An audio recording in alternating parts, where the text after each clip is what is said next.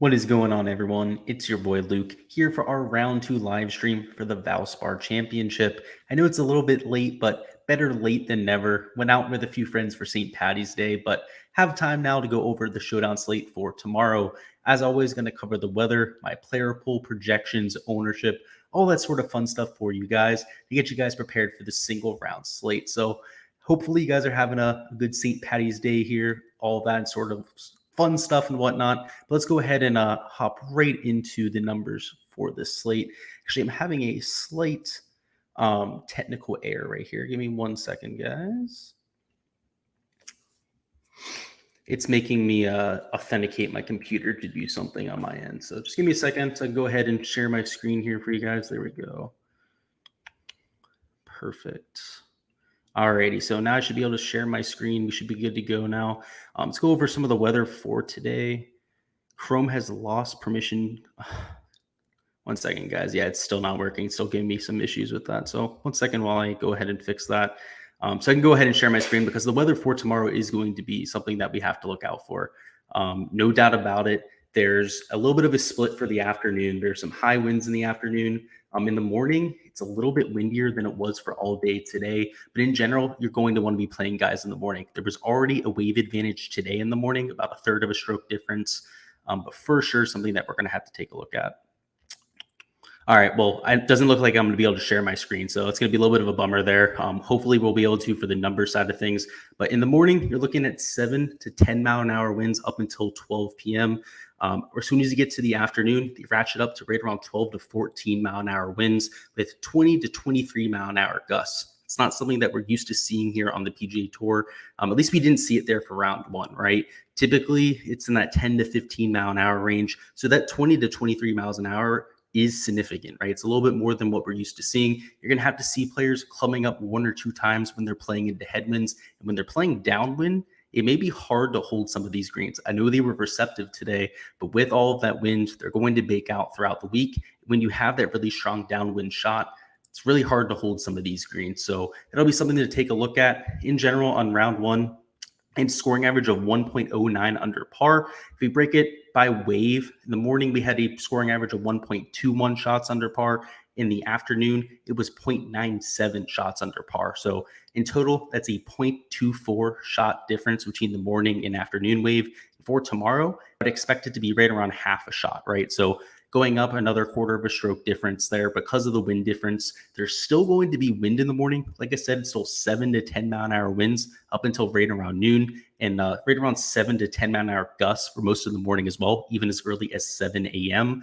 So you're still going to be playing in wind, but with, of course, the stronger gusts coming in the afternoon. That's why I'm expecting there to be about a half shot difference. Hopefully I can go ahead and share my screen here so we can take a look at the numbers. And yeah, definitely take people that are, what are you saying? So you're saying that the people that are playing in the evening might be trouble. Not so much in trouble, right? But we're playing Showdown, right? We're trying to get the optimal lineup. We're playing against 20, 30,000 other people. You're trying to get the guy that's going to shoot 6 or 7 under tomorrow, right? And if it's going to be half shot, 3/4 of a shot difference between morning and afternoon, you're going to see a difference between the ceiling performances, right? It's going to be much easier to get to that score if you're playing in the easier of the waves. So I wouldn't say your players are dead, right? So if you're playing 4-round stuff, I don't think it's going to make all that much of a difference. But for tomorrow, there's definitely an emphasis in my projections on the guys that are playing in that wave. I'm still having issues sharing my screen. I've never had this issue before in all of the streams that I've done on here. So let me go ahead and fix this. Oh, that's very annoying. When I went to go ahead and test this earlier, wasn't even giving me issues. So, all right, got to go to privacy. It's telling me, wow, this is great. I have to do this on stream. Lovely. But we'll do it. We got to get the projections up for you guys. Obviously, that's a big part of this preview, big part of why you guys are coming here to watch this. Allow the app to see your screen. Gotcha. 1 second. There's Google Chrome. Yes. There we go. Alrighty. Now we should be good to go, guys. Give me 1 second there. Sabotage. Yeah, I don't know what happened, man. This has never happened to me before. It's not like this is a new computer or anything like that either. Okay. It's still not working. I'm going to keep the stream running, but I'm going to go ahead and leave the the stream itself so that I can go ahead and join back in here. Hopefully it doesn't end the broadcast.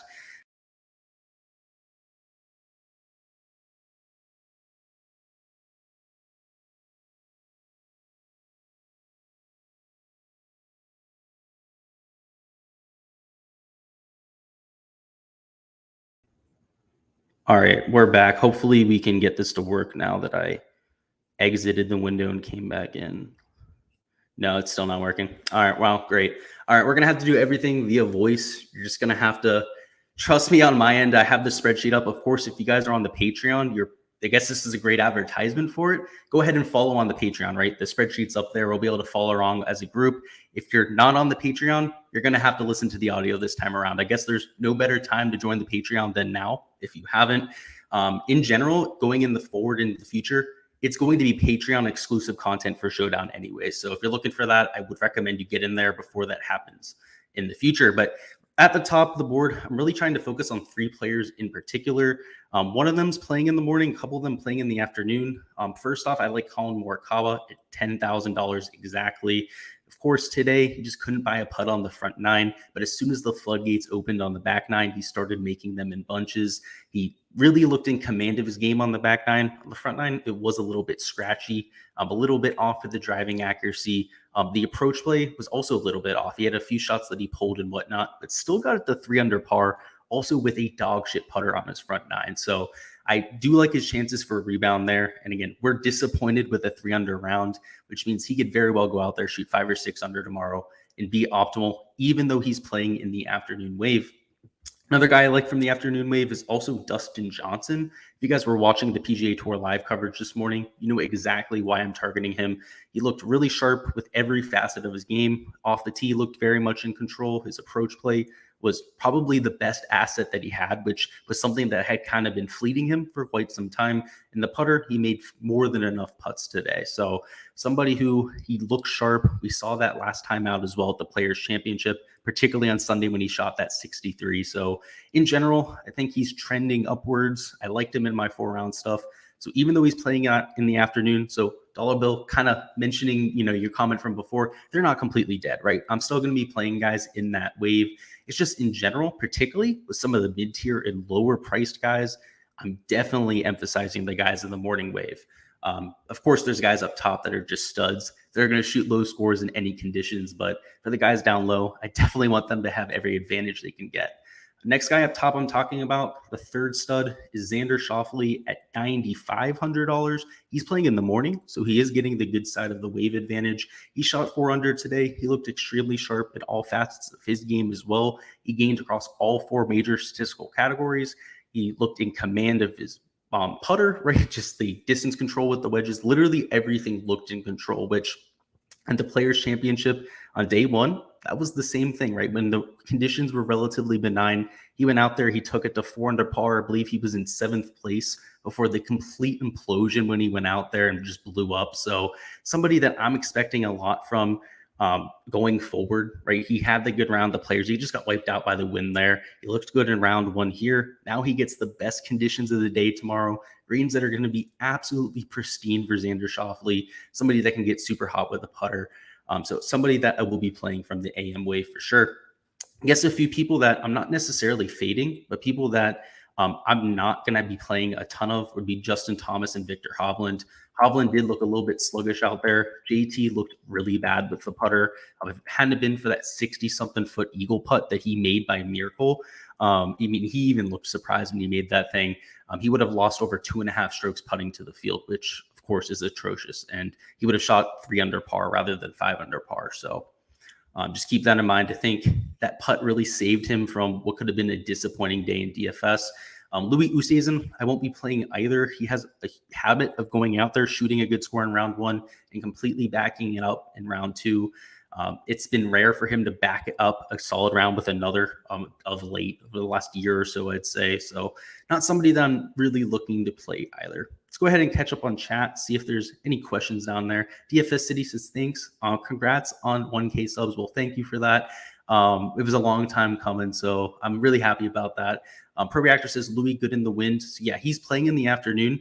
So again, he could cut through the wind, but he's not really a high upside play for me anyways, right? There's guys that I like more, guys that are also playing in that wave that I like a little bit more, or playing in the morning, which I'm going to start to talk about here in a second, like Sam Burns will be playing in the morning. Also like going to Shane Lowry, or even Terrell Hatton. All of those are options that I like more, that are comparable players, but also playing in better conditions. So no doubt he's good in wind, right? But even the best wind players in windy conditions aren't better than players of the same caliber playing in benign conditions. So Pro Reactor, that's my take on Louis. It's not like I hate him for tomorrow, right? He's a solid player, but there's just better options around him. He's a little bit more expensive than Han, Burns, Lowry as well.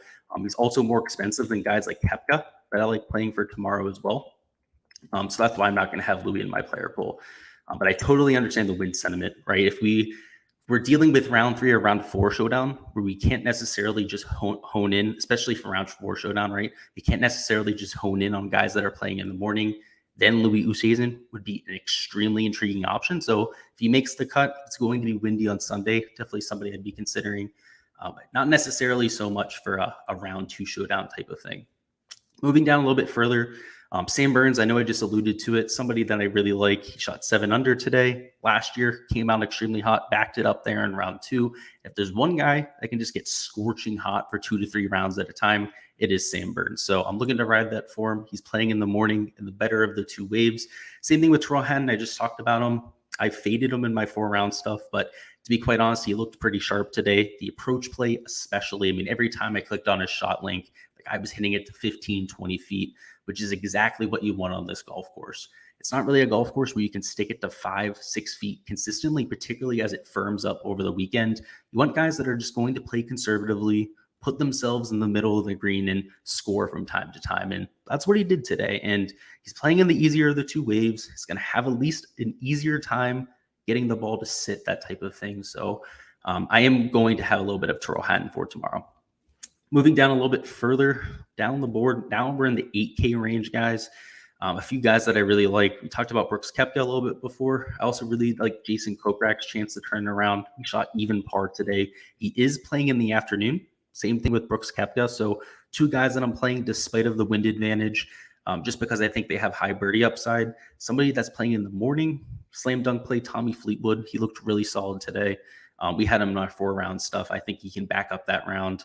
A few other guys we're looking at, you have Bubba Watson. If you guys watched him on PGA Tour Live, you probably know why I'm playing him as well. He gained a ton of strokes at the putter. He went out there and he looked good with the short game, which Bubba Watson, that's not something that we say very often for him. If he can just shore it up with the long irons, shore it up with the off the tee play, that's just usually his strong suit. Bubba Watson could make a splash here, right? He's somebody that we liked going into the week. He's had success at this golf course. He's had success at all of the comp courses that we've using for this week. That's really why he started to shine through in our modeling process. So definitely somebody that I'll be looking at, even though he's playing in the afternoon wind. Let's move down a little bit further. We have Russell Knox playing in the morning. I think he's got a good shot to go low. He's at $8,100. Webb Simpson at $8,000. Also somebody worth it taking a few shots on. Both of them playing in the morning, both solid iron players. And Webb Simpson especially, the guy looked really sharp today, particularly with the putter. Kevin Kisner got extremely unlucky, so he's playing in the morning. He's only $7,800. He also, quote-unquote, only shot -1. But if you guys saw hole 18, if you saw a few other bad breaks that he had throughout the day, he could have very easily had a 4 or 5 under round. So the round didn't quite end up as good as it should have for Kevin Kisner, so I'm not going to hold that against him. Playing in the morning, somebody who's a good skill set fit for this golf course. Aaron Wise is somebody who's playing in the afternoon, but much like a Louis Oosthuizen, much like a Terrell Hatton, Joaquin Niemann, Russell Knox, right? Those type of players, they're really good in the wind, right? A lot of them have low ball flights. Same thing with an Aaron Wise. So he has a lot of success in those windy conditions. We have Brian Harman. I'll be playing. He's playing in the morning. We have Lanto Griffin. Will be playing in the afternoon, but he's another one of those players with an extremely flat ball flight. He's from Texas. He's had a lot of success at the Valero Texas Open, also the Houston Open this year. He posted a pretty good finish. So Lanto Griffin, somebody I'm looking at, even though he's playing in the afternoon. We have Mito Pereira playing in the morning. He's going to throw some darts in there when it's super wet in the morning. I definitely think he's worth a few looks in large field GPPs. Adam Svenson, same thing. Another great iron player teeing off. in the early hours. Joel Damon, same story at $7,300. A little bit further down the board, Pat Perez also in the morning wave, playing some great golf, backed it up today, this morning as well. I could see that again tomorrow morning. Nick Taylor, same story. All these guys, the four guys that I just mentioned, all $7,200 or $7,300. Nick Taylor, Pat Perez, Joel Damon, Adam Svenson, just great plays for tomorrow. All insane ball strikers, people that are going to keep it in play, and that are also going to gain a ton of strokes with their irons. In the morning, when you have those receptive greens, that is exactly what we're looking for. A little bit further down the board, we have Michael Thompson. I think he's worth a few looks. Of course, he's accurate off the tee. He's playing in the morning and can certainly get really hot with the putter. We've seen him be first-round leader or very close to it multiple times over the last month or so. Troy Merritt, he was chalk. I was making fun of him in the chat, right? I had 15% Troy Merritt, and I thought it was going to be like 2-3x the field. He comes in 13.5% owned in the $5 GPP. I guess people are catching on to DFS, right? He was mispriced. It was a clear misprice, and people are finally catching on, right? There were times in the past where a guy like Troy Merritt, I mean, there was Sam Burns. He was $6,100 at the Open Championship, and he was still only like 3.5% owned. So we've come a long way over the last year and a half in DFS. I'll just say this. We got Troy Merritt to double-digit ownership at $6,600.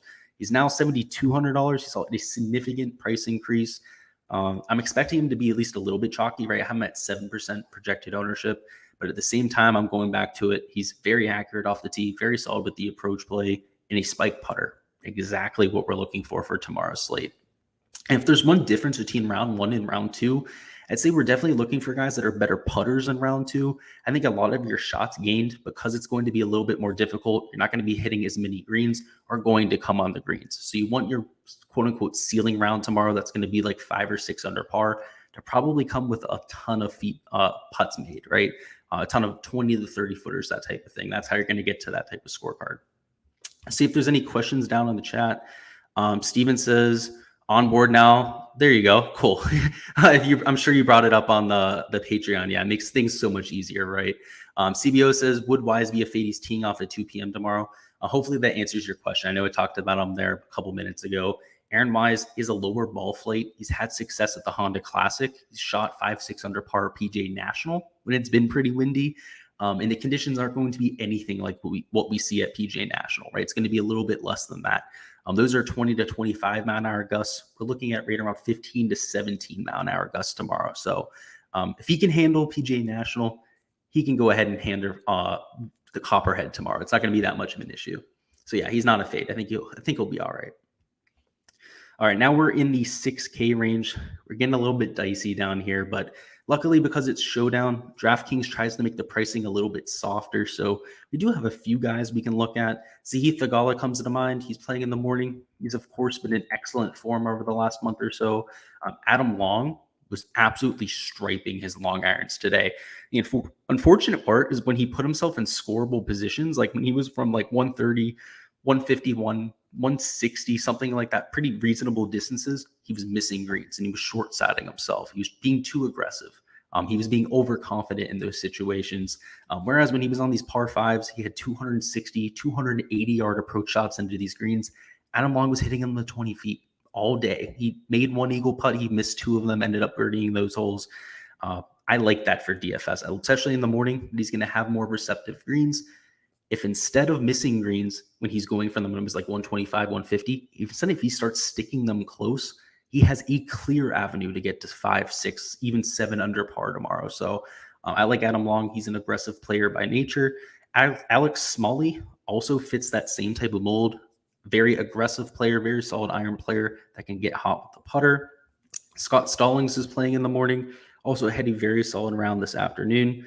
Martin Keimer, very similar story, not quite as good as a round, right? He shot 2 under par today, but also playing in the morning at $7,000. We have Adam Schenk at $6,900. He's playing in the afternoon, but he's a high birdie or better percentage type of player. Also somebody with a lower ball flight that can get away with some of these windy conditions. Matt Wallace is playing in the morning. He shot 2 under par. That might mean that he's back. It also might just be one randomly good round. I mean, if you take a look at the metrics for Matt Wallace, he's been complete dog shit for the last month or so. So You might want to wait on Matt Wallace, but I played him in on my 4-round stuff this week. I bought in early. I'm a little bit excited about it. And if he goes out there and backs that up with some easy conditions tomorrow, he's an extremely streaky player, right? Matt Wallace is capable of going absolutely nuclear. So I like targeting him in Showdown for sure. I don't know if you guys have the stones to play Matt Wallace. I couldn't blame you for fading him, but I'll definitely have him for sure.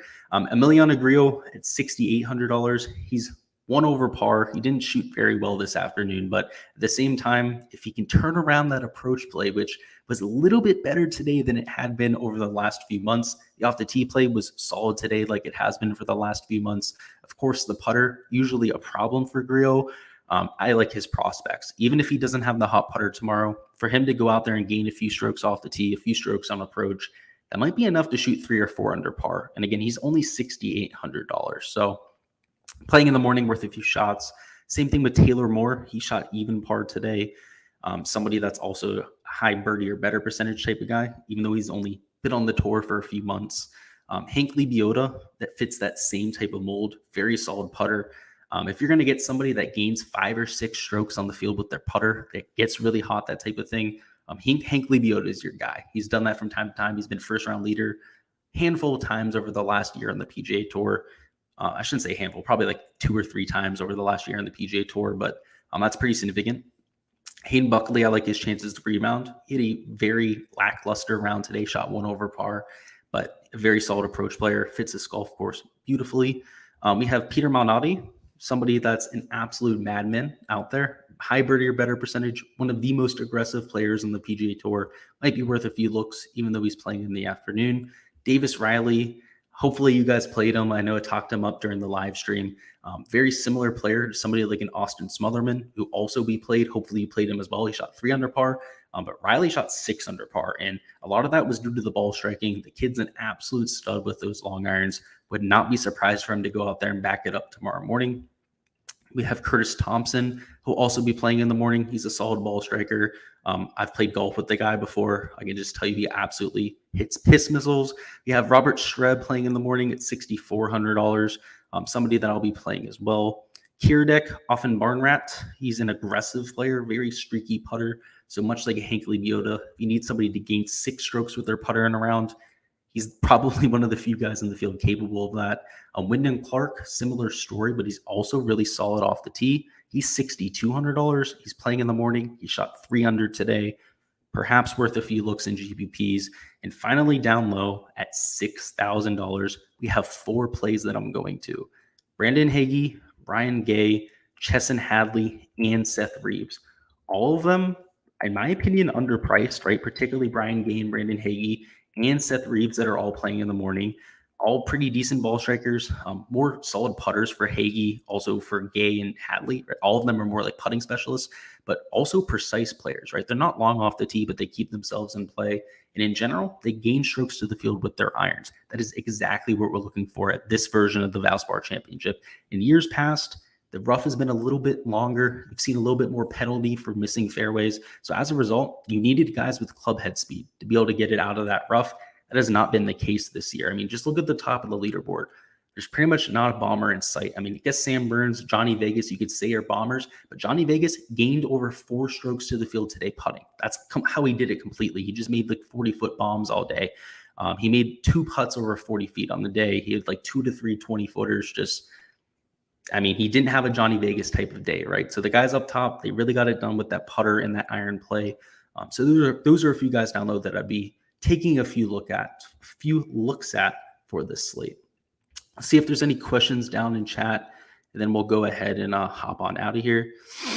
Steven says, do you think Buckley will recover? Hopefully that answers your question. I do think he does. I think he's just too good of a ball striker to not go out there and make some birdies tomorrow. CBO says, thoughts on Varner? He started off crappy, then got hot in the later rounds. You know, he's somebody that I actually scrapped from my player pool right before we went live yesterday. You know, I thought about it more and more and more. You know, he's kind of one of these streaky players that goes hot, then he goes cold for a while. You know, he had that win, kind of looked lackluster the last few times out, looked really good at the Players Championship, but then fell apart on the weekend. I thought that took a mental toll on him. So much like a Victor Hobland, that's also why I'll be avoiding him for tomorrow. I think it could be a little bit dicey. I think he could be a little bit exhausted. I think Dustin Johnson might have that catch up to him at some point. Unfortunately, I'm hoping not, right? He's one of my highest owned plays on the slate. And guys like Colin Morikawa, right, that missed the cut, you might see them tend to trend up towards the weekend, right? The guys that didn't have to deal with that emotional damage on the weekend. So, I'm not so sure about Varner. Just I think that could rear its ugly head at some point. Chris Regis says Smotherman, completely agree. The kid's a stud. He's very similar to Davis Riley for me. Somebody who, of course, he shot 300 today as well, had a really solid day. Matthew says loving Brooks tomorrow, completely agree. I know he's playing in the afternoon, right? The harder of the two waves, but he's also won Open Championships, U.S. Opens. I mean, not Open Championships, or PGA Championships, U.S. Opens. The guy can handle it, right? And now 2022 says strange how Thomas struggled at the Players, but doing great at the Valspar. I don't know if I'd say he struggled at the Players, right? After 2 rounds, he was squarely in contention. He kind of fell apart on Sunday specifically, right? On Saturday, he kind of had a decent round. I'd say it's not necessarily that strange, but every time he plays this golf tournament, he finds a way to finish in like 15th place. And as of right now, he's in like 12th place or something like that. Would not surprise me at weekend if he's like in 12th place. And in GPPs, that's not going to be enough to be optimal. And today, his 5 under round was close to being optimal, right? You could probably have gone away with using guys in the 9K range instead of Showdown. So he's a weird enigma, right? If you're looking for somebody in cash or some of these single entry type of smaller field contests, he might be your guy. But I'm not sure he has that top end upside at this event. Just in the past, he hasn't gone out there and finished in the top 10, and it's a sizable sample size for Justin Thomas. He plays this event almost every single year. Chris says he loves the Seth Reeves call. Yeah, he's a wild man. He did pretty well at the Amex, that was for sure. And Abrasive says, is Webb back? I think so, right? We talked about it a little bit yesterday. If he's back, he was at $8,100 for the 4-round stuff. He was 60 to 1 to win this golf tournament. If Webb Simpson's normal Webb Simpson, those numbers are just outrageous. They're completely disrespectful. And I think there's a case to be made that he's back because the ball striking was there today. He looked really solid off the tee. He was on PGA Tour Live for a lot of the day, and he didn't look like he had any giddy up in the swing, right? It looked completely smooth. It didn't look like there were any kinks in the swing. He very well could be back. CBO says, to be honest, a lot of players struggled in the latter rounds at last week's tournament. Yeah, that was a lot due to wind, though. I wouldn't really look into a lot of last week's tournament statistics. And yeah, I think you were talking to more of like 2022 when you were saying that.